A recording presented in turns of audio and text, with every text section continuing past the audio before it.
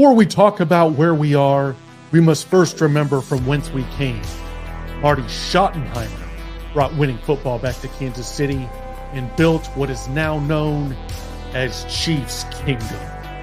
We transitioned from a team built on its defense in the 90s to one of the most dominant offenses and return men in NFL history, led by Dick Vermeil.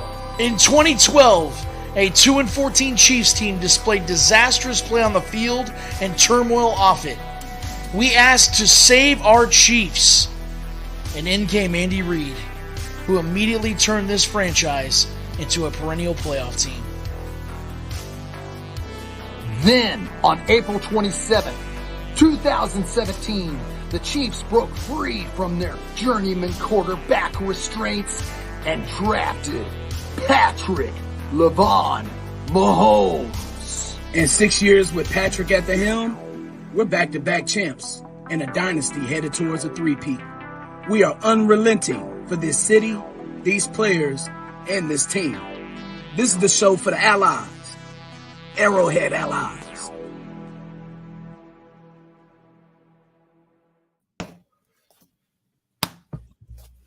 Well, gentlemen, I greet you with the primal off-season scream. How is everybody? This is what we do in Chiefs Kingdom. When you win back-to-back Super Bowls and it's April and it's the dog days of the off-season, you sit around with your buddies, you have a powwow, and you talk about how great you have it.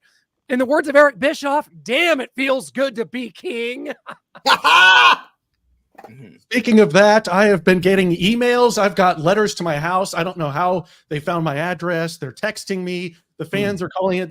You've got these 2 Super Bowls trophies behind you, Noah. Where's the third one? This ended in February. Well, gentlemen, it has arrived. Oh, yeah. 3 for Super Bowl 58 has arrived. The unveiling. Yeah! Back-to-back champs, baby. Dynasty. Now where's the fourth one? I know you always ask that, Brian. I wasn't alive then. I don't know. You want me to spend $500 on something I wasn't alive to see? I can't do it. I can't justify it. I'm sorry. That does spark a good debate, though, Brian. Do you, like we all experienced 3 Super Bowls, but there's 4 in the franchise's history. So how do you, in your mind, kind of organize that? Well, how I organize it, I'm sorry to interrupt, Brian. I want you to answer it after me. How I organize it is it's 4 more than Buffalo and Cincinnati. How do you organize it, Brian? I mean, we won it. Well, what was your favorite memory of it? So, but it, like okay, you bring up memories and you bring up not being able to watch it. All right, fine. Look, that we live in an era now where I can go back to 1993 on YouTube and watch everything that I used to watch. I've been watching Rhapsody. I've been watching Def Comedy Jam. I've been watching the 1993 Joe Montana led Chiefs. Like, I'm talking about the whole game with all of the commercials. Okay. and they have Super Bowl 4 in its entirety on YouTube, along with some select games from that season too. So yes, I can live through it again. I can watch it and I can celebrate because my father lived through it and he told me about it, which is why I am a Chiefs fan today. And one of the reasons that I am a Chiefs fan is our guest coming up here, folks, on Arrowhead Allies. It is former running back Donnell Bennett. Donnell, it's great to have you. We're going to get ready to see you in just a couple days down in South Florida, my friend. Are you ready for Noah and I to be in Fort Lauderdale once again? Yes, sir. Y'all better be ready. You know it. That's a better question. Are we ready, Clint? Yeah. I know. How you doing, man? Hey, Donnell, when they go down to Florida, man, you got to take them to the hood, man. You got to take them to the good eating spots too. You know, scare them off a little bit where it might be a couple gunshots or something, dog. Scare us off. It's all hood down here, bro. Everything hood.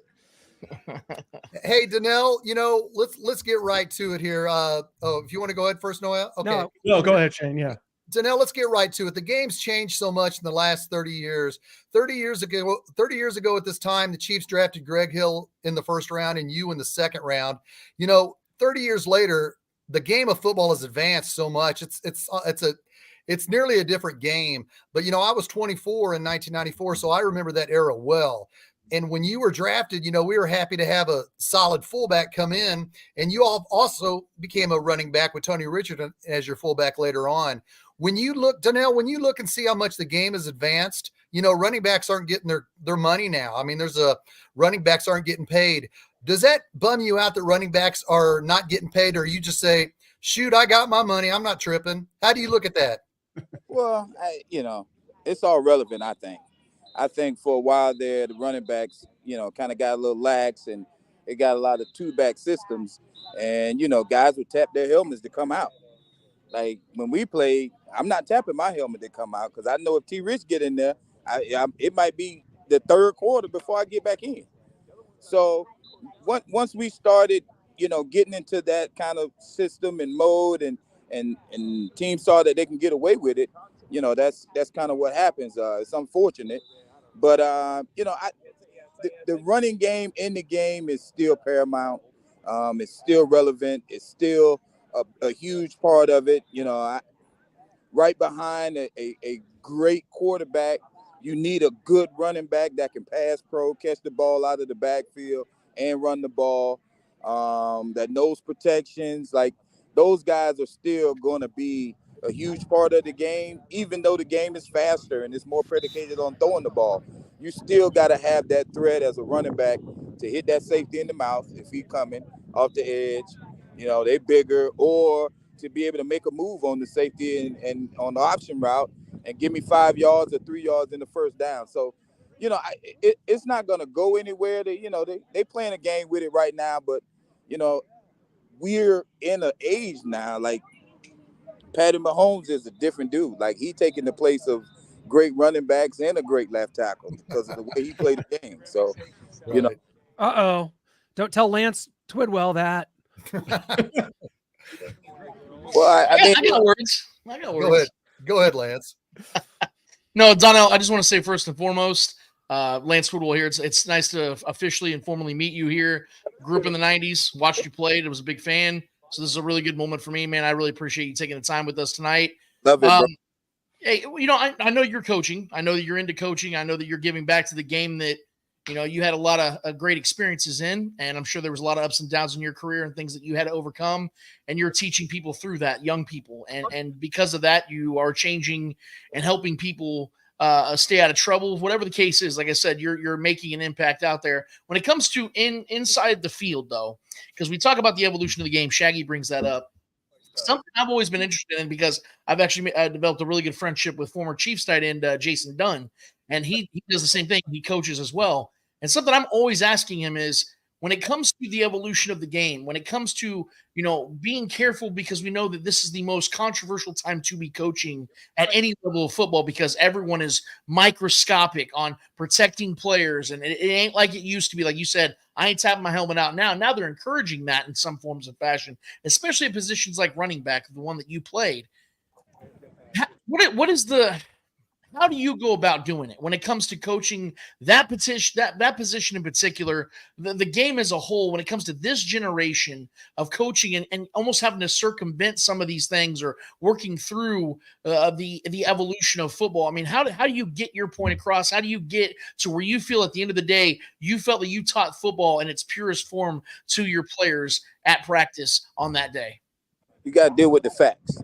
A lot of times the coaches deal with emotions, and we try to say that this generation is so much more emotional. I don't think it's emotional. I just think they're exposed to more things, so they have more knowledge.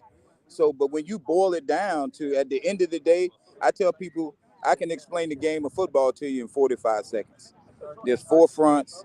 There's 30, 40, 50, 60. There's 5 coverages, 0, 1, 2, 3, 4. That's it on defense. Offensive line, you're going to zone block, man block, slide right, slide left, turn right, turn left. ISO, dive, lead, so on, and 12 or 15 routes. That's all the game of football is. But what makes the game so incredible is how, and even now in today's game, the thought process that goes into, you have to not only know your position and what you got to know what the other routes are around you, because now your 5-yard out may turn into a 10-yard out if you got a go on your side. So you got to understand the game. You got to read coverages more. You got to understand that. But the simplicity of the game never changes. So what I usually do, as a coach, and when I'm talking with the kids, I stick to the facts. Listen, I don't know where you're going to college at, but I promise you this.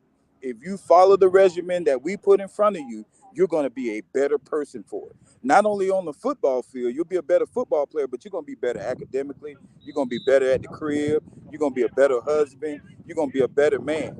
And we focus on building that. Once we get the man, the game of football is simple, bro.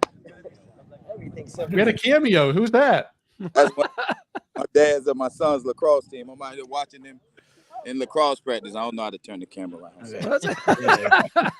We believe you. You good? Yeah, you good. We don't need to see the lacrosse. You good?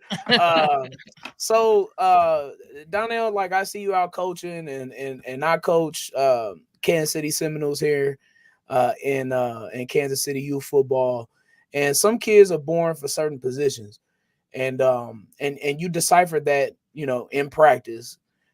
And with the disparities with the pay that we just got to talking about with running backs, the poundings that they take, pause, and also with the shortage of their careers, would you encourage, like, let's just say you got a 18-year-old son, would you encourage him to go to college and continue to be a running back, or is it just all about getting in the league? Coleman was a running back right there. So. Yeah, I have a son right now that's at Rice, and 100%. I encourage him because I say this: if you are willing to do what it takes to be an NFL running back, you're gonna be successful in life. You're gonna be a good husband. You're gonna be a good father. You're gonna hold a good job. You're gonna do the things that it needs to be done. And then from the football aspect, with the injury and all that other stuff, you got to find your purpose. I love the game of football. I mean, football was my life for a long time, but the game of football really wasn't my purpose. My purpose was to create a platform for me to do what I'm doing today, and that's to witness and minister to these kids and coach them up and be an inspiration. But 100%, I feel like the game is safe enough. I feel like if you're willing to work hard enough to put yourself in the position to be a pro, what comes along with it, you'll be able to handle it as well. See, I'm glad you said that, because I'm sorry to cut in, Clint, but this is like a life thing for me, because football builds character in so many ways. And he mentioned it about you being a good husband, like what running, and what he means by that with running back, you make so many sacrifices for the team. Like you gotta block, you gotta be able to catch, you gotta be able to run, you gotta be fast, you gotta be physical, you gotta be tough, and you gotta take one for the team on every single play. And what does a husband do for his family? So I'm glad that you said that, because football equates to life, man. It really does. It builds character. 100%. That's awesome, Brian. Yes, glad you stepped in there. Never been married, never had kids. Obviously, that's a profound thing to say, and it's something that. Sometimes it's something I don't know a whole lot about. I understand, of course, the wonderful leadership that coaching provides, but it extends on. Football extends on into life. That's a good lesson there. Donnell, we're going to see you this weekend in Fort Lauderdale. Talk to us about taking part here in SFC's The Catch Pro-Am that's going to be going on this weekend. We got concerts, we got parties, we've got interviews. Donnell, this is going to be crazy this weekend, and we're going to see you down there. How excited are you to take part in this? Super excited, man. Anytime you get an opportunity to get with the fellas, man, you guys come down. I love hanging out with y'all. We got good to eat. They already said that. And we're gonna figure it out, bro. We're going to see what they're doing out there in the ocean, in the deep blue. Hey, don't Trick Daddy got a restaurant down there in the Miami area? Yeah. Yeah. Take them to Trick Daddy restaurant, man. And before you go, I got to tell you, I know you done heard this before, but you look just like Kodak Black. You look just like him. First time I said that, bro. Get out of here with that disrespect, dude. First time I said that, Donnell, before I get my question in, and try to capture this show back in and reel it back in, to use a fishing term, because before it goes off the rails here, we've got a question from Steve Harold. What are some of your favorite football memories, Donnell? Woo, Man, I got so many memories, bro. The biggest thing is the guys, bro. Playing with Marcus Campbell and T. Rich and Will and guys like Victor Riley that just passed away, man. Like those are the things that I remember most. The game. Yeah, if we get to talking about it, yeah, I'll remember some plays, here and there, and some losses I've had here and there. But the biggest thing is the guys, man. Jimmy Ray, Marty, the guy he was, the conversations we had, like there's nothing more important than those things to me. And that's one of the biggest things too, like I was saying before, with family. Like from being a player, I learned that it's not 50-50 on the team. Because when we played, if the center misses a block, I'm not saying why you missed the block. I'm giving 110% because he was only able to give 90. Tim Grunhard played with bad knees, but he's giving his whatever his 100% was every single play. So whatever I got to give, I was willing to do it. And I learned that early on, which helps me in my marriage because it's not 50-50. When she is 90%, I got to be 110. If she's 70% one day, I got to be 130, and vice versa. So, like, those are the things that resonate in my heart and in my mind and in my life from the game, from being in Kansas City.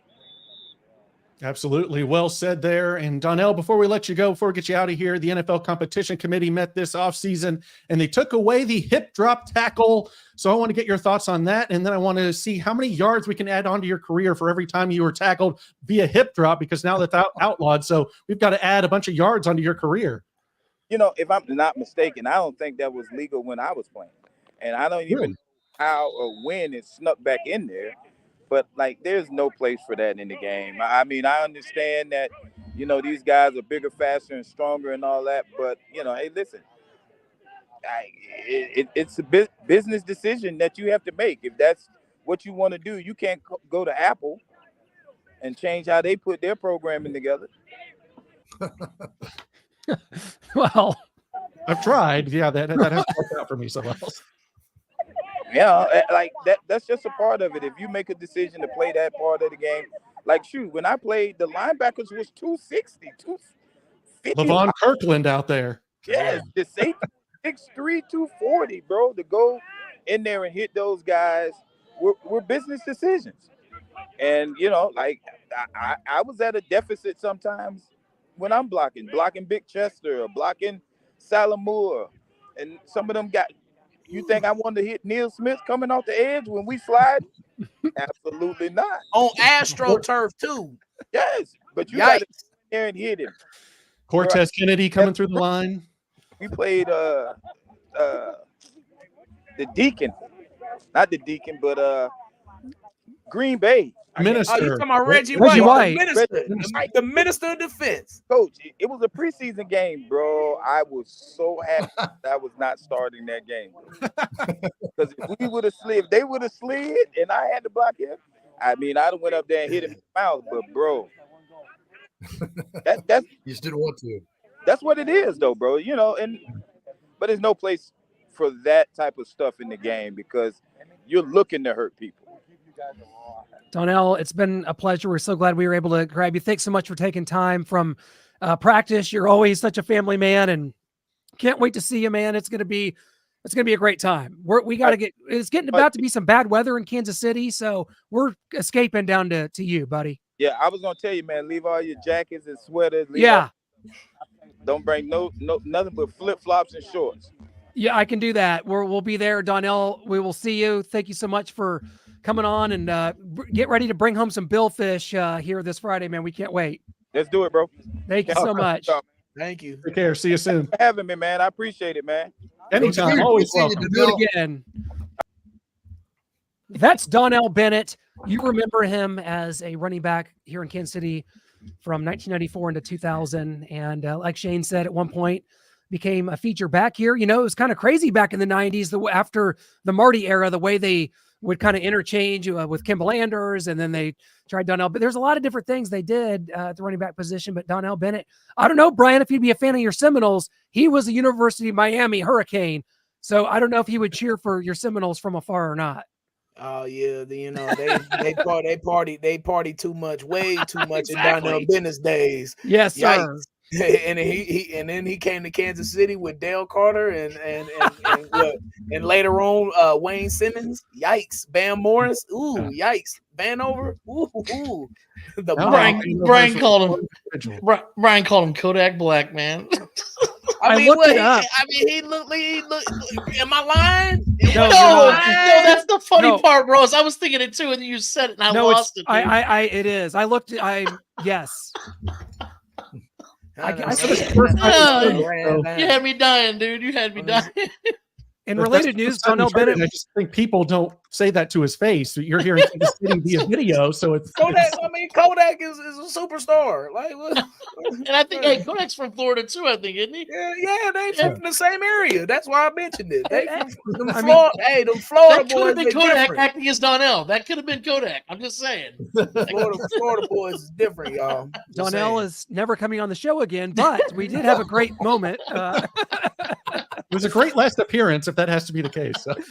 That's what we do here in the offseason. We're trying to have fun. At the draft's coming up, we're going to be doing a literal first round mock draft of the entire 32 picks of the National Football League coming up here, guys. But, as we're kind of swirling around, it's been kind of aside from, Rashee Rice, it's been kind of a quiet offseason. Free agency, we had our free agency freak out frenzy show. It's been a little quiet. Rashee Rice kind of, put things back in, helped us, earn a few bucks with some graphics over the last month. Thank you, Rashee. No, but seriously, we want Rashee to get, whatever needs to come. But we're in the off season. Where are we at here? Noah, I think you had. Well, we have I've got these 3 out of 4 Super Bowl trophies, Brian. I need to get that 4th one. I need to start a GoFundMe for that 4th one. If anyone wants to donate, Brian, if you'd like to donate all 500 so I can have all 4. Did they have a Lombardi trophy at Super Bowl I? The World Championship game? Yes, in the locker room. In the locker room. When it looked like the one we celebrating outside. They were celebrated in the locker room. But instead of the only reason I have these 3 is thanks to Russell Wilson, because his quote was, for me to be able to go to back-to-back Super Bowls and win one of them, I think it opened up a lot of doors. Now you see guys like Patrick Mahomes who won it. It's really just us so far, but there's more to come. So thank you, Russell Wilson. Without you, I would not have these trophies. So you would have saved me $1,500. Opened up a lot of doors. What? He's nuts. I think we've confirmed he's. There's no door to open, bro. Like you're not the first to go back to back. He didn't even go back to back. You just went to back Super Bowls. Shut up. We won one out of 2. That's not bad. Mahomes has gone to back Super Bowls twice, 2 different times. So I don't know what he's. This is why Future dissed him on that song. This is why. Turn your click up. Look that up. People were betting on whether that was a real quote or not, too. It was about a day long. People didn't know if it was a real quote, and come to find out it was an actual real quote. Oh, yeah. People could not believe it was a real quote. I'm so glad it was. But then I got a little scared. We had Mahomes in the Time 100 magazine. Got a little scared from this quote. I've looked. If I played until Tom's age, my daughter would be 19, 20 years old. I'd love to play that long. At the same time, I want to be there for my daughter. If I can do that, I'll continue to play. If I feel like it's taking away from my family time, that's when I'll know it's time to go. Tom skewed people's brains on how hard that is to do because of how well he took care of his body. So I'm about to make sure that I get rid of this dad bod if I want to play to 45. So if the Chiefs, they just need to say whatever you need to do for your family, that's fine. If you need to miss a few games, we'll take a few L's, come back when her volleyball game or soccer games are done, and we will welcome you back into our open arms, because if this conflicts in any way and he has to end early, I will be devastated, and I will hold the Chiefs personally accountable. That's not going to happen until the Chiefs are playing in Kansas.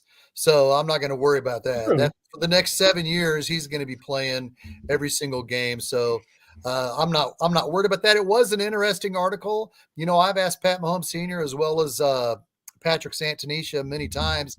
I would say, are you sure there's no interest in playing baseball? Are you absolutely sure? And they're deaf. They closed the door. No, he's a football player. He made his mind up to play football. And the only reason I know the only reason I bring that up to Pat and his father and his aunt is because Pat Senior's has always said Patrick Mahomes loved baseball. He fell in love with football.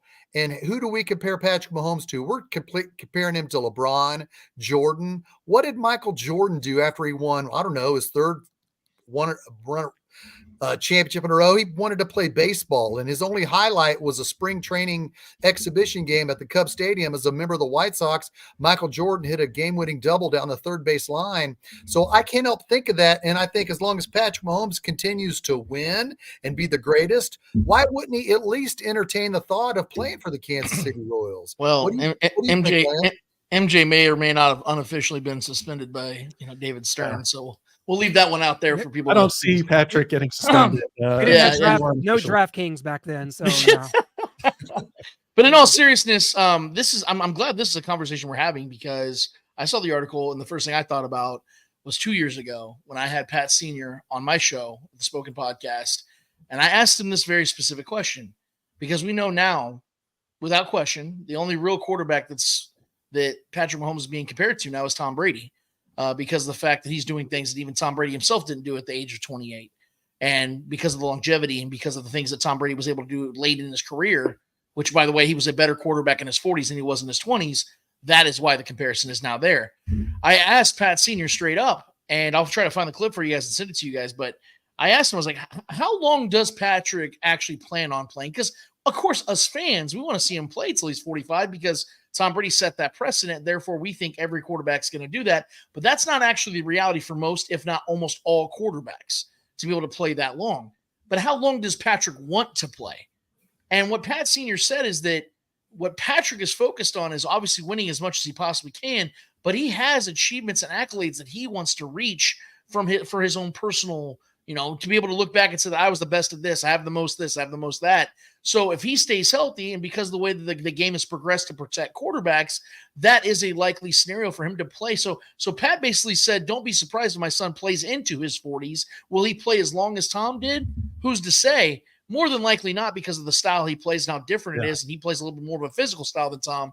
But the point is that I think Patrick is going to play as long as he's an effective quarterback. He may not always be the best, but if he's still a top 5 to 10 quarterback in the league at 38, 39, 40, 41 years old, he's going to make time for his family, obviously. But we've seen the greatest of the greats make time for their families and still lead a great career, like LeBron James, like other guys like Tom Brady himself, who's flying to New York and seeing his son do what he's doing, and then flying back to Tampa and practicing, doing the things they do. In today's technology, you can make that happen. You can make that work. It's going to be a want-to for Patrick. So if he's sitting there and it's Sterling's senior year and he's in his late 30s, early 40s, he's going to sit there and go, yeah, it might be time for me to hang it up. I've won 6, 7 Super Bowls. I've cracked all the records. It might be time for me to hang it up. I think all of us would be at peace with that. But that's, like Shane said, so far away. And by that time, the stadium will be over here next to me, guys. So we got a long way to go. Well, Kansas doesn't have much. So if that were to be the case, Lance, maybe, no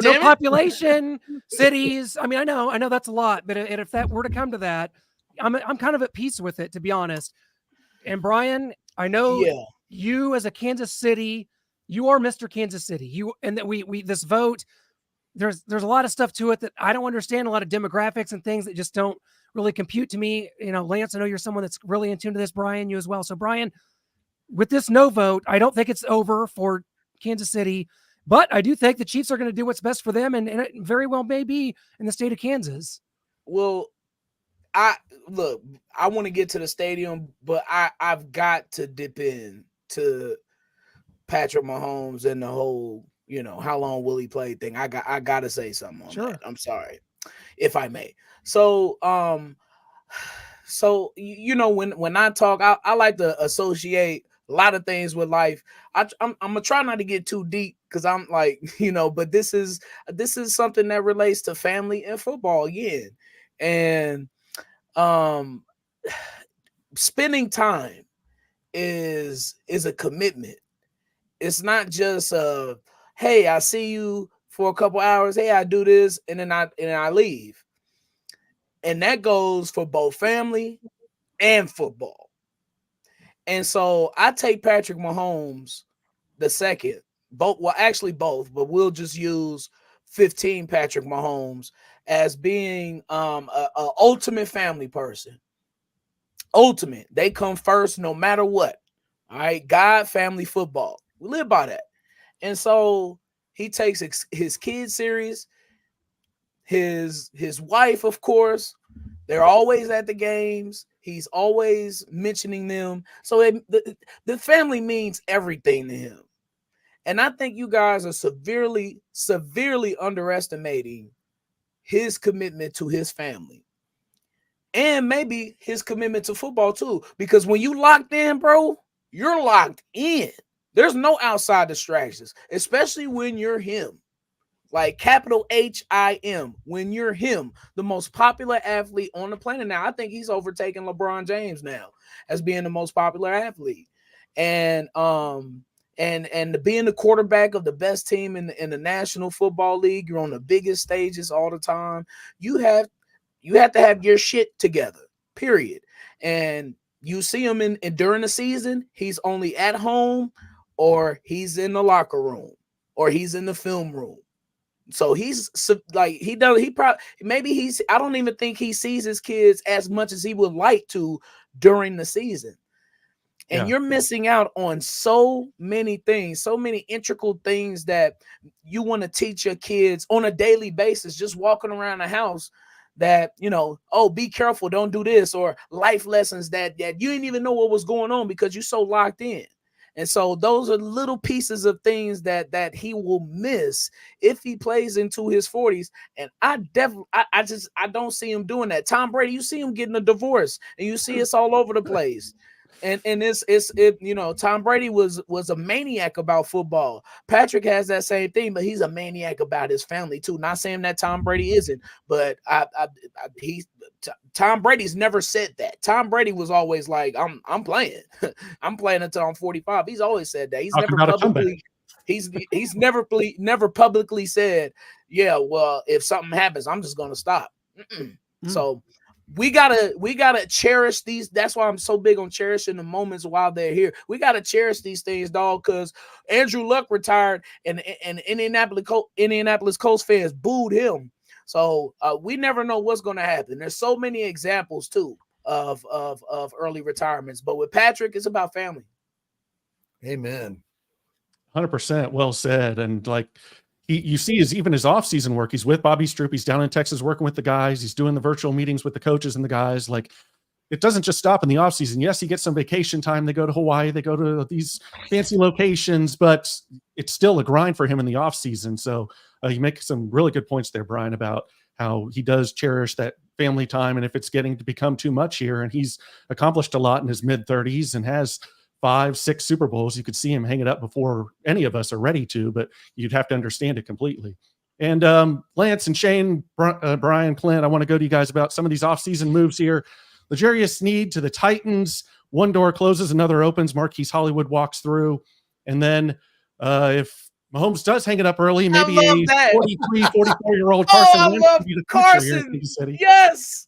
Then we got a rugby player here. He's going to play running back. Andy Reid says it's a long shot, but he seems to be wired for it. So, Shane, we'll start with you. What do you make of some of these offseason moves? I like the Hollywood Brown signing. I think he gives the added element to what we've missed since we lost Tyreek Hill, even though since we've traded Tyreek Hill, we won 2 Super Bowls. So, but anyway, he gives us that weapon. He gives us that guy that's the speed demon. But he's only here 1 year, so it's a prove it deal. It's kind of like the Juju. It's basically the Juju Smith contract, Schuster contract. So he's going to come here and he's going to play because he's going to want to get paid, but he's also going to want that ring. So I love the Marquise Brown sighting. The Zamet, it's going to be interesting. Let's just see what happens. I told you guys this before in our group chat that the Chiefs in January of 2014 took Terrell Pryor, and we all thought, wow, is he going to compete with Alex Smith? No. Andy Reid's going to turn him into a wide receiver. So that was just an experiment. He was gone when training camp started, and he went and played decent football as a wide receiver. Could this be an experiment with Zamet? Let's just see what happens. New kickoff rules. Yeah, new kickoff rules. It's fun and it's exciting because it's different, like the Terrell Pryor signing, but this is different because it's from overseas and we're trying to get the NFL overseas. So that's exciting. And, we'll just have to see what happens there. What do you think, Lance? Well, Also, Lance, before you go, who has more success in a Chiefs uniform, Luis Rees-Zammit or Bobby Scipio? Which It's a tough question. It is. Oh, I asked hard hitting man. questions here, so Savvy Pescatelli didn't want none of that. I mean, what the hell, man? Oh, Let's start throwing God. some names out there. You know what I mean? Luis My Rees-Zammit already put him up in the ring of fame before Savvy Pescatelli. Well, let's start first and foremost, because I know you guys mentioned earlier that this has been kind of a quieter offseason. There hasn't been as much angst, if you will, amongst the Chiefs kingdom on the offseason, because it feels like there's always something going on. I know the Rashid situation has kind of fed us a little bit, but it's still, not as much as it has been the last few years. The biggest reason why is because the Chiefs took care of business immediately by getting Chris Jones signed. This was what should have happened last offseason, and now it's happened, and the biggest signing of the offseason took place very early. So it made everything very anticlimactic from that point on. And so everything else was very much common sense. And I include L'Jarius Sneed in this. For some damn reason, I became viewed as somebody that was looking forward to seeing the Chiefs trade L'Jarius Sneed. And in some ways, yes, I actually was. And the biggest reason why is because I wanted to see L'Jarius Sneed make generational wealth. Yeah. And he was never going to make that here in Kansas City, because Brett Veach has shown us time and time again how he handles the cornerback room. And if you've looked at the way he's drafted, I don't know how anybody ever thought L'Jarius Sneed was going to get paid here. It was never going to happen. And like you just said, 19.8 come off the books as soon as L'Jarius Sneed got traded. Well, it took over a damn week, so I don't know what that was all about. But the fact is, this is a good move for all sides involved, because now the next guys are going to step up for the Chiefs. And you're going to see they're not going to miss L'Jarius Sneed as much as people anticipated initially. And I'm happy for L'Jarius Sneed to go make his money. Now, when it comes to the Hollywood Brown signing, this is the most slam dunk move the Chiefs could have made outside of the Chris Jones signing. Why is that? This was the move I was asking them to make a year ago when I was talking about DeAndre Hopkins. You're very familiar with that, I'm sure. Going and getting a difference-making veteran. Going and getting a guy that can step in and do what he did, like Shaggy said, a Juju type. We talk about all the time about, you want to get a Hall of Fame type of wide receiver for Patrick Mahomes. Sure, that's great. We'd obviously love to see that happen. But let's be real here, guys. He's won more Super Bowls without a Hall of Fame wide receiver than he has. All he needs is guys that are capable of getting the job done. And I feel that Hollywood Brown is another one of those guys that comes in maybe for a year, or maybe they like him and they extend him. He's only 26 years old, former first-round pick. And we know that Brett Veach loves those former first-round picks, regardless of position. I think this is the perfect guy, a perfect asset that can come in here and get this offense humming again like they were 2 years ago with a bunch of wide receiver twos. That's what they had in 2022. I think that's what they're going to have in 2024 and beyond. And so I think that the Hollywood signing was one of the veterans I think they're going to bring in. I think after the draft, you're going to see an Odell Beckham Jr. You're going to see a Tyler Boyd or somebody like that being brought into Kansas City on a low market deal. But that's way ahead of where we're at right now. When it comes to Rashid, guys, look, it's plain and simple. We have to wait and see what happens with all this. I've been told some information because I've actually befriended a few people in the Houston and Dallas areas when it comes to criminal law and defense. Been finding out some stuff. Great interview on The Spoken, by the way, with that. Thank you. Thank you. Yeah, Sean Darvishi is a well-informed guy. He got me connected with a few other people that are very much in the know of what's going on. And it does sound like that there's just going to be a slap on the wrist to Rashid. Doesn't change the fact that he needs to learn from this situation. We all know that. That's beyond the fact. Here's my thing when it comes to the wide receiver. I don't want to jump too far ahead because I know we're going to talk in a second. We sit here and we talk about, Rashee Rice is going to get suspended, so the Chiefs have to make sure and take the value of the wide receiver even that more seriously in this draft. Yeah. Guys, we don't know the extent of what the actual discipline is going to be. We don't know how long the suspension is actually going to take place, if it's even going to happen this year, because we saw Frank Clark have something go down in California in the LA district with guns on him, and it took a whole year for him to get suspended. So I think we're jumping a little bit ahead when it comes to, oh my God, let's panic and let's overreact, let's overcorrect at wide receiver. And that's just a little hint of what I have to say when it comes to this draft. Look, I knew that the Sneed thing was coming. We all knew that he probably wasn't going to be a Chief. Besides that, I am ecstatic about all the other moves. Hollywood Brown, absolutely. Sign me up for that. Number 9, Zammit. Oh, I am so excited for him to be on the kick. He's going to be on the kickoff return, fellas. Come on, it's right there. It's going to be a rugby style kick return, which I am a huge fan of. I hope we dive into the kickoff thing a little bit later. Love it. Because we got to save the kickoff, dog. We got to. It's a big part of football. It's a big part of the opening of the Super Bowl. Like, I miss all the cameras flash, but anyway. Besides that, I think Zamet is going to be a steal. He's fast, presumably tough, because come on, man, he playing rugby, he's playing football with no pads against other grown, big, athletic, fast men. So, like, rugby is a tough ass sport to play, though. It is, seriously. And I think with the pads and with a structured environment, I saw a couple of highlights of him. And I know it's rugby and it's not football and it's not the NFL. I get it.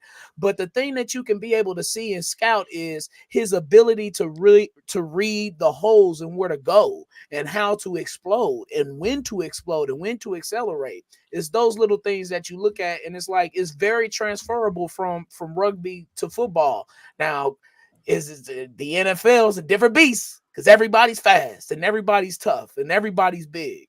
So I'm just excited to see what he can provide the Chiefs and how they'll use him, not only in the preseason, but hopefully he'll make the roster. Yeah, he's going to be a running back to start out with, and I saw him running some routes out there, so that's a good decision because that was not great tape of him running routes, rounding stuff off, not very sharp. Of course, it's new to him. It's foreign to him, so he's going to have to learn it. But maybe he can in the kickoff game, and maybe just as a running back to come in here, maybe some trick plays they can work up with him or something. Maybe he can find those holes.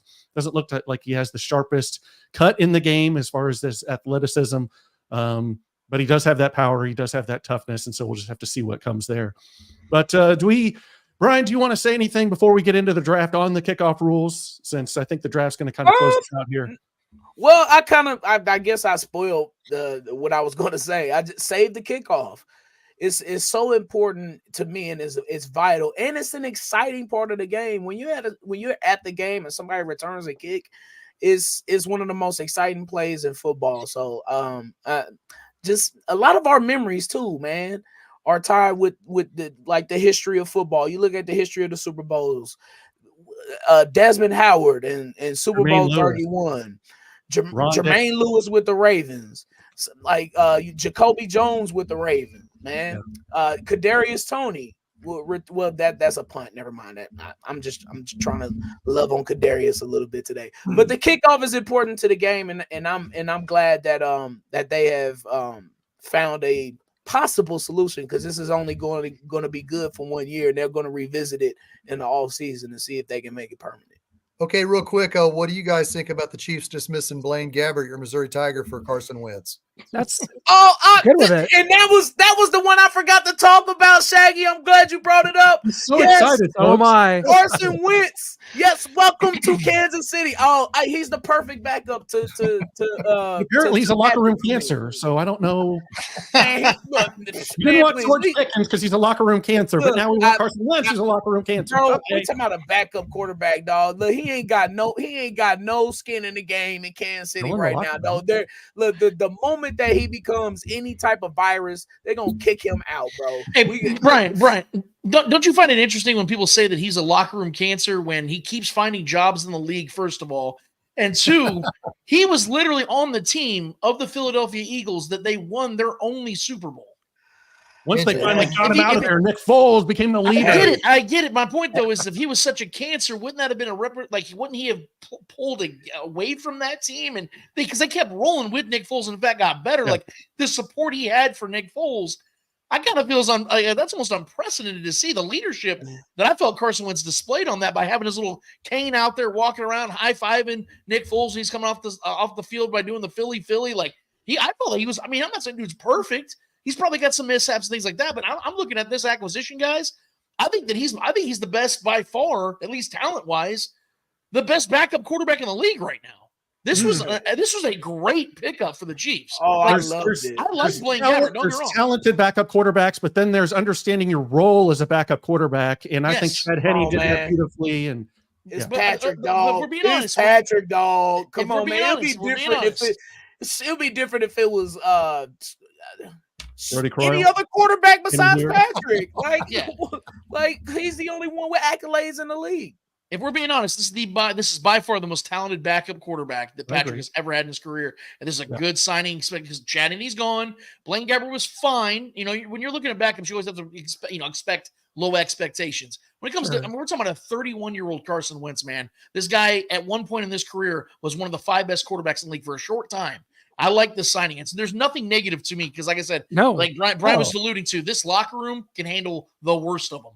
And they have. So I think at worst, Carson's an asshole. Blaine Gabbert did a good job of putting the coat on Patrick Mahomes when it was cold outside. I love the way he did that. You got your ring. Good job. Thank you. Blaine's got 2 now. Him and Brady and him and Mahomes. What a career, Blaine. And saved a couple people from a helicopter crash. He's an Hall of Fame coat giver. And a Hall of Fame mustache too. Good dude. Yeah. Man, I loved it all. We're going to get to our first round mock draft here as we hit the 46-minute mark. And I'm going to start things off. Then it'll be Clint, Shane, Brian, Lance, and we'll keep going in that order. And I even made some lower thirds here. And there's no sound, unfortunately, so maybe I'll just have to do it. Like, They did that for the WNBA draft, and I'm like, come on. Don't make that sound. Okay, I'll pick 4. I'll pick 4. So there's 3 people going before me. No, you're third, I think. I think you picked for the Patriots, and I know Brian loves the Cardinals uniform, so I want to make sure he's 4. My least favorite of all time. Okay, my favorite of all time. No. And so I'm going. There's no surprise here. It's Caleb Williams. I thought maybe before Justin Fields was traded, I played around with keeping Justin Fields, and maybe going like the first pick, maybe moving back a little bit, getting a Marvin Harrison and then a Brock Bowers at 9. But they traded away Justin, so this is Caleb Williams' first pick for the Bears. And Clint, you are on the clock with the Commanders. Yeah, I saw him play last year. To me, he was the most electric player. I like to call myself Mr. Electricity. This is the real Mr. Electricity. It's Jaden Daniels going to the Washington Commanders. And when they change their name back to Redskins, we will finally look at this and look at them as a viable franchise with real uniforms and a real identity in the National Football League with Jaden Daniels at the helm. I love what he brings, and I think that's where Washington will go. The New England Patriots go back to the University of Michigan to get their quarterback, J.J. McCarthy, hoping that he can be as good as Tom Brady, the other Michigan quarterback. Ooh. I love that. Michigan. How was that? All right. I love JJ going there. Who's 4th, Lance or Brian? With the number 4 pick, the Arizona Cardinals in their beautiful reworked uniforms pick up Marvin. Oh, yeah. Quote the Commodores. Night Shift. Look that song up. Nice. Marvin Harrison Jr. goes to the Arizona Cardinals, gives Kyler Murray a potential. I don't want to call this dude Hall of Fame threat. He's going to be a potential big time threat. With the 5th overall pick, the Chargers, I'd love to give him a punter here, or a snapper, guard. But no, with the 5th pick, I think this is a pretty easy signing or easy selection for them. Getting rid of their wide receivers this offseason, I think they're going to go with LSU's Malik Neighbors. Wow, 2 receivers. Yep. Okay. I don't like seeing that. I was going to say this doesn't bode well for me and Noah. Yeah, with number 6, the Giants, they're not good at making smart decisions. That would probably be Rome Odunze here, the wide receiver of Washington. But they seem pretty unhappy with Daniel Jones, even though they just paid him a massive contract. And with Drake May falling here, I think they're going to go for another quarterback that's probably going to be a flop for them. North Carolina quarterback Drake May goes to the Giants. Wow. So it's me? Clint. We're back to the Tennessee Titans, who are in dire need of an offensive tackle. And this is where it would be really exciting if you weren't picking 32nd to take one of the top tackles in this draft. Right. And that's going to be Penn State's Olu Fashanu, who will be the first tackle off the board. Okay. Are you serious? Tennessee Titans. Oh, boy. Okay. Oh, man. That messes Not with Joe some Alt. drafts here. Well, Shane. Actually, in my draft, Joe Alt's already taken. It's, but that's how we do it. We'll see. Well, since I'm going to pick it for the Falcons, the BPA is still on the board. I got to take Joe Alt. He's just sitting right there. You got to take Joe Alt. You said that very seriously, as if it was in real life happening. I like that, Shane. You got to do it. You got to do it. Joe Alt to the Falcons. Okay, Caleb Williams. Who are you pairing with Caleb Williams, Brian, with your Bears selection? All right, so the Bears, they like defense, and he already has weapons with DJ Moore and Keenan Allen. Quinyon Mitchell from Toledo, he'll go to the Bears. I love it. There's the top corner. Some people think Terrion Arnold from Alabama is another one, but I've heard a lot of people even though he went to Toledo, they really love what Quinion could do. So great pick up there. Jets, 10th pick. This is where things could get exciting. A lot of people believe in the Jets, and by a lot of people, I mean Mike Greenberg and Mike Greenberg alone. So Lance, what do we got here for the Jets at pick 10? Yeah, so this is a controversial one, man, because I think the Jets can go a multitude of ways here with this one because they know that they just signed Tyron Smith, a left tackle, older guy. They still might need some help there, but there's also a need for tight end, and we know that there's one magnificent tight end in this draft to give Aaron Rodgers one more weapon. Their defense is solidified. We don't have to worry about that. I'm going to say at pick 10, they go with Georgia's tackle, Brock Bowers. Tight end, yeah. I like that. Might be built like a tackle. Yeah, no joke. He ran he's not. He's very fast. Man, okay, I think it's going to be tough. I know the Vikings have liked J.J. McCarthy, and he went off the board earlier than anyone predicted, and then Drake May. I'm not sure how enthralled that the Vikings are with a Michael Penix or a Bo Nix, and so I'm going to take the corner that Brian did not take with the Bears, and I'm going to go Terrion Arnold, cornerback from Alabama, because they need a lot of secondary help. Their defense was a sieve last season, and although they have Sam Darnold, they're going to have to find their quarterback some other way than right here. Oh, that's the Denver Broncos up next, guys, and we can't wait to see what's next for Sean Payton and our rivals to the west. And for Denver, it's a quarterback, and now that there's a certain player, you mentioned Bo Nix left on the board. I had Michael Penix Jr. here, but if Bo Nix is there, that Bo Nix is a picture perfect fit for Sean Payton and the Denver Broncos. So Bo Nix is who the Chiefs would be going up against for the next couple of years. If the Broncos took Bo Nix, so hopefully they do something like that. 13, the Raiders take QB Michael Penix. Oh, there you go. Yep. I will not like that. I believe in Michael Penix. I really like Caleb Williams, Jaden Daniels, and Michael Penix in this draft. The other three I'm not super high on, but you never know. I can't remember. The Saints are up now. Yeah. I can't remember. Was my man from Washington, was he taken? Roma Dunze? No, you're Washington tackle? Yeah. The guard. Yeah. Troy Fonatu. Hold on. Fatanu. There we go. I'm sorry. I had a slow moment right there. Fatanu. Well, these Troy names Fatanu. These names guard from Washington goes to the Saints to help build that O-line a little bit. Yeah, there's several of these tackles that they've been talking about can kick into guard, and he's one of them. So I like that move for them for sure.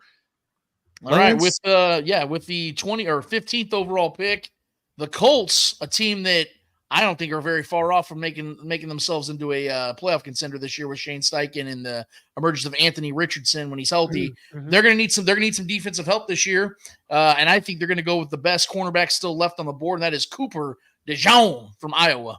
Oh, Cooper is a guy, man. Yep. Yeah, versatile player, can be corner safety, kind of hybrid there. He's like 6'1", isn't he? Yeah. Yeah. It's a good pick. And I can't believe this man has lasted this long. And so this defensive end, Dallas Turner from Alabama, just fell into the Seahawks' lap at 16. And so that is going to have to be the pick there. That's a great pick. Talked about him possibly going to Atlanta, but Shane, I loved your pick there because Joe Alt fell right into their lap. So things can get thrown off and people can sit longer than they think. And that just happened to Dallas Turner, but I got him going 16 to the Seahawks. You sounded a lot less offended than Shane did, though. Right. She's like, you got to take him. Well, it's the Jaguars next. And guys, we've seen that they struggled last year, even with a decent receiving core. Now you've got Ridley moving on. And so let's give them Roma Dunze, who's still on the board here. Yes. Yeah, we go from Roma Dunze from Washington. Still hanging out. Right. Okay. So the Bengals at 20. Take Hunter. Take quarterback Terrion Arnold. I had him already. So okay, I'm sorry. My bad. Quinyon Mitchell. I think Brian took Quinion. Did you already take Quinion, Brian? Yeah. Yeah, we've got Yes, Cooper he went to the Bears. Yeah. Quinion Mitchell and Terry Arnold are gone. Okay. Damn. These freaking Bengals, I about had it with them. They're built to beat us already, so they don't even need any help. I know they can just probably trade out of the first round. Yeah. I kid. They take a cornerback in Cooper DeJean. No, you just took him too, didn't you? Yeah, I did. Boy, I'm freaking bombing at this. All right, Minnesota Vikings. For the record, Right. these are all good picks. Yeah, the Rams can run up and turn their card in, Brian. Well, hey, give me a second. Since they're in such a wide receiver situation, they're going to take Adonai Mitchell, wide receiver. Ooh, AD Mitchell. That's a good pick. That's a good pick. With That the is a good pick. They need the Rams are on the clock, and look, no bigger need than that D tackle for them. Byron Murphy II goes to the Rams. That's a big man, like the one-man gang from pro wrestling days. I absolutely love that. And Lance, we've got the said- Steelers up. You said Russell Byron Wilson. Murphy. You said Byron Murphy, right, Brandon? Yes, sir. Yes, sir. I just wanted to clarify that. Yeah, the Steelers, a team that I think are very much in need of some protection for their quarterback because Russell Wilson loves to take sacks, so he's going to need some time in the pocket this year. I think they're going to take the best tackle who's also can play guard as well. Talais Fuaga out of Oregon State. I think that's the guy that they're going to go after. Another tackle. See all the good ones, Lance, as you're noting, like they're like gone. They're flying off Keep the that in board. mind. Don't you worry. They're gone now. The good ones. Plans. We have plans. Uh-oh. I don't want any plans. Yeah, this was a tough one. Dolphins. But the Dolphins need some offensive line help. If they have any prayer, they got to give Tua as much time as humanly possible. But a lot of the guys are gone. And I'm going to have them taking center Jackson Powers Johnson because they need help all over the line. So let's start with a center here. Gotcha. The Philadelphia Eagles, we're going to be talking with James Bradbury here at the Catch, but they are in need of a corner. It's a big position of need for them. So with that said, we're looking at Nate Wiggins, corner from Clemson. Nice. Coming off for the Eagles. Fly, Eagles, fly onward. So now the Vikings, right? Texans. At 23. Yeah. Okay. Texans, they've had a great offseason. They have defensive end, receivers, running back. They got a stud defensive-minded head coach. I'm going to say he's going to stay defensive-minded and get defensive end Chop Robinson. That's a good pick. Here's a team I wish I could give a punt or two. Dallas Cowboys. You can. Verse, has he been taken? I can't remember. Nope, he's there. No. Yep. So look, they're gonna have some problems trying to sign Micah Parsons to a contract, and they're talking like, they got to choose. You got your Dak contract. I don't think they're going to keep him long term. You got a potential CeeDee Lamb contract. You got a potential Micah Parsons contract. You're already paying Diggs, okay? And so I'm hearing rumblings that Micah Parsons isn't well too liked in Dallas by coaches that saying he's a pain to deal with. All right, I'm paraphrasing on that. So, with that being said, they go to Florida State. I know my man Jay Tuck, shouts to him. He would love this pick. Jared Verse, edge from Florida State. He goes to be maybe a Micah Parsons replacement in the future. Boy, that's a good pick actually, man. Because at worst you're doubling up on the pass rush. All right, so the Packers. We're looking at the Packers here. Obviously, that's a team that needs a lot of safety help and offensive tackle because of David Bakhtiari's departure. But it feels like he's been gone for damn near 3 years. But I think the Packers are going to try to up their defense a little bit and give Jordan Love a little bit of cushion on the other side because they did get beat a lot downfield last year. I think they're going to take the best safety left on the board with Tyler Nubin out of Minnesota. I love that. That is a good one for them because they need help in that back end. They've kind of let some people go. And they've got like Rasir Douglas, and it's just not great in that back end. So that could really help them out. Tampa Bay, they need some protection up front. They've lost some players. I know a lot of tackles have gone, but this guy they say can kick into guard. Probably he's better fit there. He's kind of lost out there on the island at tackle. Graham Barton, I'm going to go with here for them.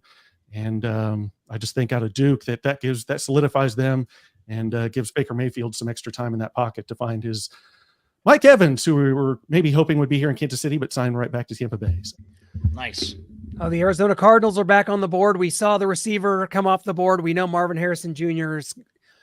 could be very good in this league. And so we're going to go defense on this one. And we're going to go back to the safety position. And Javon Bullard from the University of Georgia, someone that we've seen play quite a bit over the last few years. And I think he will sneak into the first round here. And the Cardinals get a safety. Good pick. Pair him with Buda Baker. And yeah. The Buffalo Bills take wide receiver Ladd McConkey. Ooh. What have you done, Shane? What have you done? All right, the Detroit Lions, who we will see some new uniforms from them. I will be very critical. I'm not hopeful. I am. I think they're going back to the 90s style, 80s style, Barry Sanders style. Well, then I'm good. I think they're going to do that. Oh, by the way, the Jets, perfect. I love the way they look. They had good uniforms before, but these are even better. I love them. The old logo. Yeah, I love it. Yeah, the logo is outstanding. All right, the Detroit Lions are on the clock. Wiggins, has he been picked? I can't remember. Yeah. All right. Lord have mercy. All right, I have to regroup for a second. Hold on. I'm not going to Minnesota Vikings you, though. Well, look, when I was a kid, definitely one of my favorite drinks growing up. I mean, look, I drank the hell out of the blue Kool-Aid. I don't know if any of you gentlemen are familiar. Oh, I'm with a Kool-Aid aficionado, so I'm with baby, you mix one blue and one lemonade, and you put actual lemons in it. Ton of sugar. Oh, I know he's okay. Yep. Lord have mercy. With that being said, Kool-Aid tastes great. If you want to have some, it's too late. Kool-Aid. History from Alabama. He likes blue Kool-Aid too, and he's gonna love those blue Detroit Lions uniforms. Nice. For them. Hell yeah, man. Well, the Ravens are a team that actually have a lot more needs than people realize. They have some deficiencies at offensive line. They even need some help at wide receiver, though they took Zay Flowers last year. Cornerback and edge. But we know that they're the type of team that can – they always just seem to have a rotating door at those positions, so I'm not really worried about them in the first round. I do think they want to protect Lamar Jackson as he continues to try to become more of a pocket passer, which is why they're going to go also tackle. And I think they're going to go after J.C. Latham out of Alabama. Yeah, I was a little surprised he lasted this long, but there's a lot of good tackles here and a lot of teams in need. So that worked out well for them. And the 49ers, they're interesting. They've got, what's his name? Talanoa Funaga coming back there in the secondary. And they've got Treverius Ward. And I know they've got Chase Young. They let him go, and so they brought in Leonard Floyd on the defensive end, and they're talking about trading Ayuk. So I think I'm going to give them a little speed here, and I'm going to go with Xavier Worthy. It's picked before the Chiefs could have snagged him up, because I know there's a lot of talk about how he could go to Kansas City, but I think I'm glad they overdrafted him, not the Chiefs. Yeah, how dare someone do that? I'm not the biggest Worthy fan. I'm good with that. I'm not the biggest Worthy fan. Somebody will overdraft. I guarantee you somebody will. They will overdraft him, because you didn't hear his name one time until he ran that 40. People were not talking about. I'm not saying he's not a good football player, but no one was talking about Xavier Worthy. Could be John Ross all over again. I'm telling you. Yeah, we lost Shane. Yeah, he must have dropped out. I don't know what happened there, but he didn't like that. He didn't like that Xavier Worthy pick. No, he's like, what? I can't take Xavier Worthy with the Chiefs. I'm out. We're all going to give our Chiefs pick here. Clint, you can start us off with that's left. That's too much pressure. I mean, I can't be tasked with something like that. I mean, picking 32nd every year, it has a certain aura to it in and of itself. It's a beautiful thing. This is where you want to be picking, short of trading out of the first round. We're not doing trades in this. We're picking right where people are slated right now, not probably how the draft will play out, but 32nd, we're going to be in Detroit. No one is going to be left that's going to be there. No one took Darius Robinson yet. He's probably going to be off the board. We probably missed the boat there. I think he goes to the Lions. But the Chiefs are going to look and they're going to say, this is where the power lies, man. The hands, where we didn't have any last year. People forget. This is what we're going to be saying in 3 years. This is going to be the McCall Hardman thing over, when they drafted him and Tyreek Hill. People forget Tyreek Hill. We didn't know what was going to. We don't know about Rashee Rice. I don't know that plays even a huge factor here, but we talked about rebuilding this receiving room. Brett Veach has done so much to build this roster, except for this receiving core. It was the worst in the last 10 years by drop metrics last year. Xavier Leggett is the pick out of South Carolina, someone that I've seen play over the last few seasons, several times in person, covered. Runaway speed, runaway potential, good route tree. He got size. He's got everything that I'd like. He's kind of a Rashee Rice comp, to be honest. And that's who we take. Ryan, who would you take with who's left? Where are you going? Well, I had my eye on him, on Leggett. Especially if Worthy is gone. I'm not gonna sit here and say, oh, I've watched all 22 of all these guys. I ain't watched a damn thing of none of these prospects. I'm gonna tell y'all that. And none of us know who the Chiefs are actually going to take. But you can make certain hypotheses based on need, based on what has happened in the off season, and based on how this player looks compared to what position that you want. Sure. Hence, Rashee Rice. Okay. It is what it is, man. We don't know what's about to happen. We don't know how long he's going to get suspended, whatever. But we've seen in the past what Brett Veach does. Okay. When Tyreek Hill was in trouble, people forget. McCole Hardman, he had to go get him. We needed speed. We needed some juice. And we didn't know what the hell was going to happen with Tyreek Hill. So that's why I feel comfortable, and that's why I came to the conclusion that the Chiefs could possibly pick Leggett. Lance, we need you next because we'll need to even this out. Know who this is going to be. So. Well, you guys brought me on the show for a particular reason. It's because you guys know that I'm somebody that likes to stand my ground on things. When I say that I believe something and I'm going to stand by it. And I believe that this is one of the, if not the deepest draft classes with wide receiver that we've ever seen.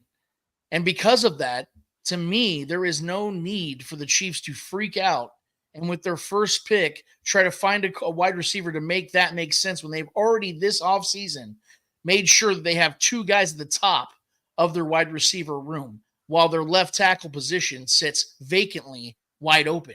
Yes, people think that our guy, Wanya Morris. Thank you. Wanya Morris is just going to fill in. Guys, the guy graded 55 overall last year. You can say he's a rookie, only started 4 games. I don't want to take the risk of him being the sole guy there. I want him to have legit competition. And what better way to have legit competition to go and get a guy that is built for that in the first round with a first-round pick. And for me, I think the best guy that's still available at that position for the Chiefs to protect the blind side of Patrick Mahomes for the next decade, given the fact I can't trade back, because that's something I would do right here, given some of the names that are still sitting here. But if I'm picking at 32 right now, it is without question I'm taking Tyler Guyton out of Oklahoma. He is 6'8".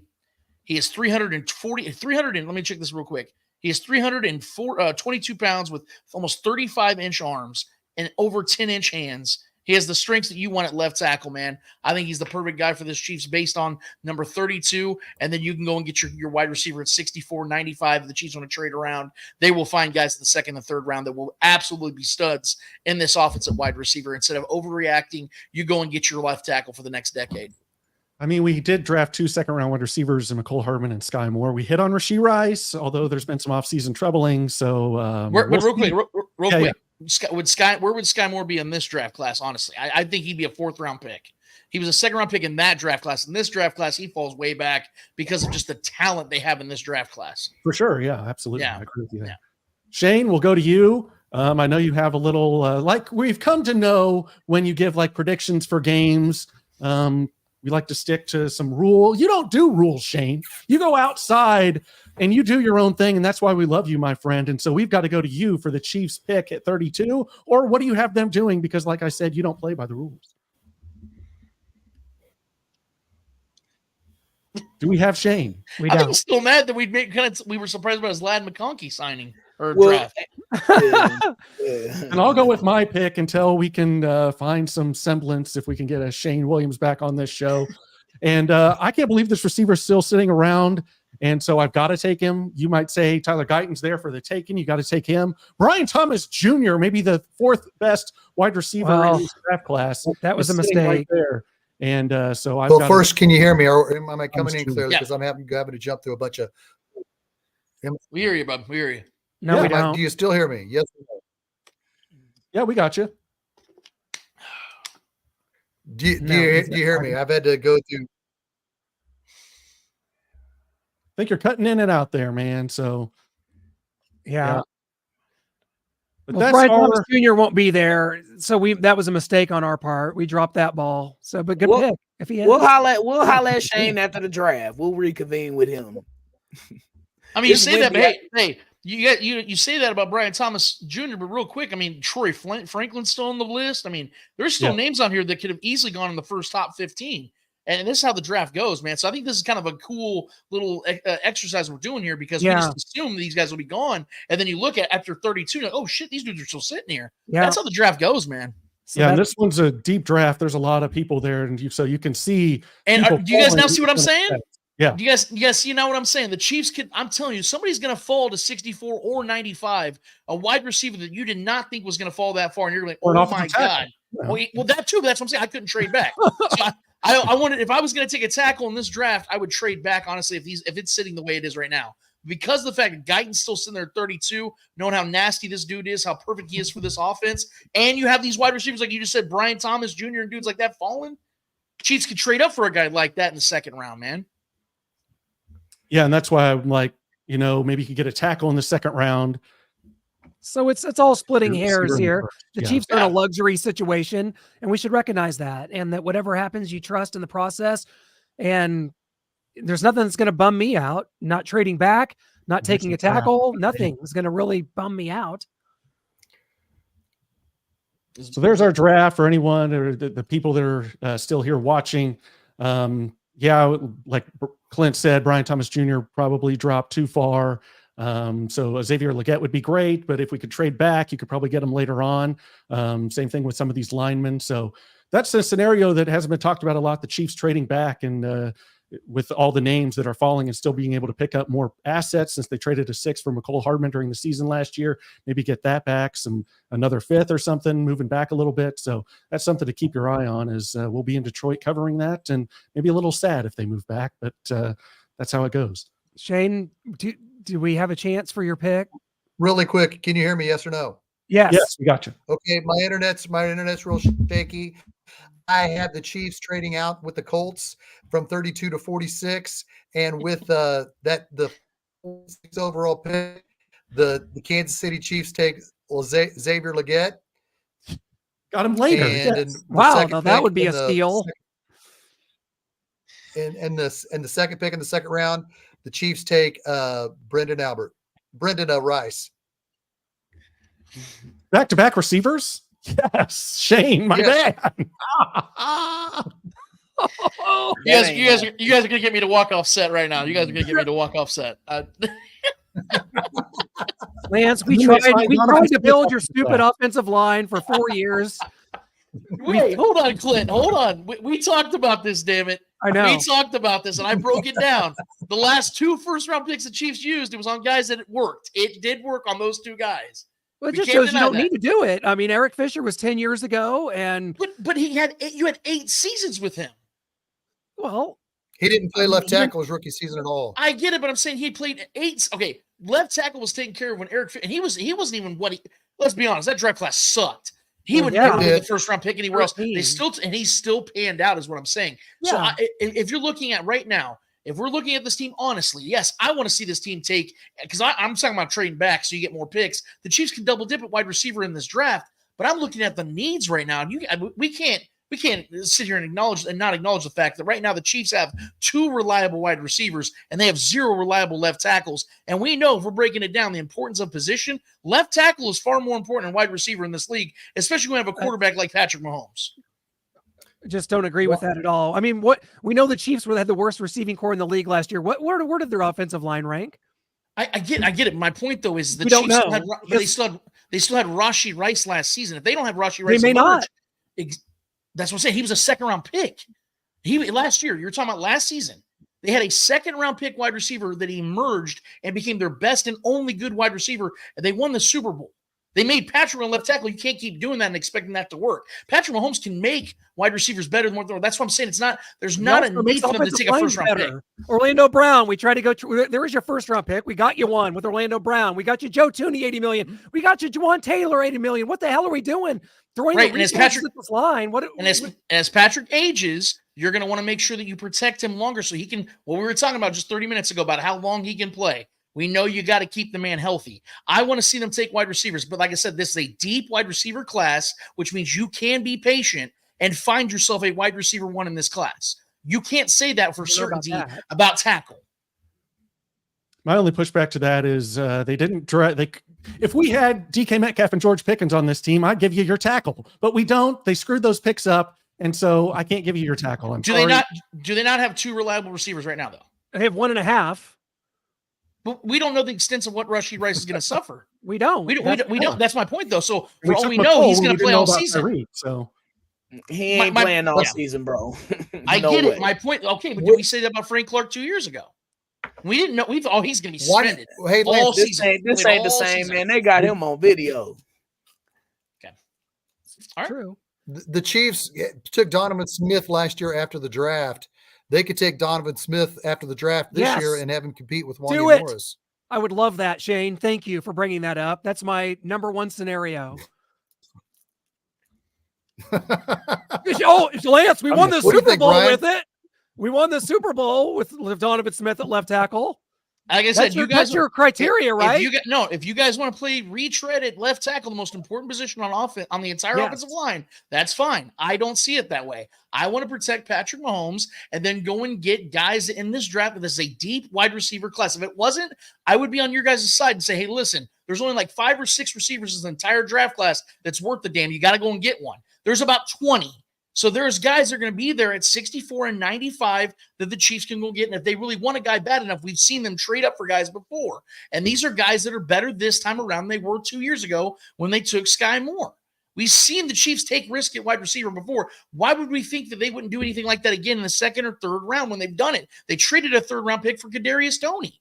So they've done this stuff before. Brett Veach has been a very intentional guy. When was the last time he took a 1st-round wide receiver? I agree with you that it's probably going to be tackle.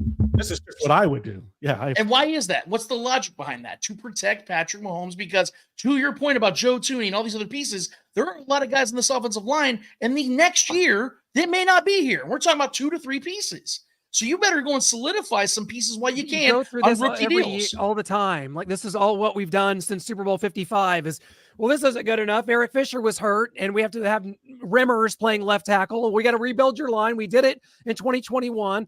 We let Orlando Brown go. Donovan Smith. I mean, what do we? This is all splitting hairs because this is the best organization in football. Yeah, absolutely. So we have to have something, I guess. And they're showing us what they're on. They're showing us what they're doing because they overcorrected on building the offensive line, and then it worked. And the reason why Orlando Brown isn't here anymore is because they couldn't get a contract in place. He wanted more guaranteed money. They offered him 2 different $100 million deals. That's the only reason why he's not here anymore. They wanted to keep Orlando Brown because they invested in him heavily by giving up a 1st-round pick. So that is essentially you taking him in the 1st round.